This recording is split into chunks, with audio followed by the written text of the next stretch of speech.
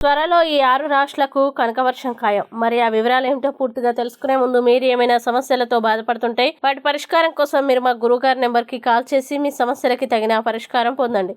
ఖచ్చితంగా మీ సమస్య పరిష్కారం అవుతుంది. ఇక వివరాల్లోకి వెళ్తే వృషభ రాశి వారికి శుభప్రదంగా ఉంటుంది. ఈ వారం మీ పెద్ద కోరికలు లేదా దీర్ఘకాలికంగా పెండింగ్లో ఉన్న పని ఏదైనా నెరవేరే అవకాశం ఉంది. వారం ప్రారంభంలో పిల్లలకి సంబంధించిన కొన్ని శుభవార్తలు మీ ఆనందానికి పెద్ద కారణమవుతాయి.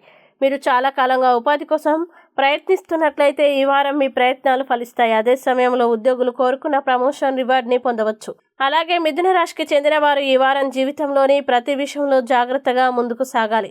వారం ప్రారంభంలో మీ ప్రసంగాన్ని నియంత్రించాలి. ఉత్సాహం లేదా విజయ గర్వం కారణంగా మీ మాటలు లేదా ప్రవర్తన ఎవరిని అవమానించకుండా ఉండాలి. మీరు దాన్ని విస్మరిస్తే మీ స్వంత వ్యక్తుల నుండి వేరు చేయబడవచ్చు. వ్యాపారులకి ఈ సమయం కాస్త ఒడిదుడుకులుగా ఉంటుంది. ఇంకా సింహరాశి వారికి ఈ వారం అదృష్టంగా కలిసి వస్తుంది. ఉద్యోగులకి పని ప్రదేశంలో గౌరవం పెరుగుతుంది. మీరు కొన్ని ముఖ్యమైన బాధ్యతల్ని పొందుతారు.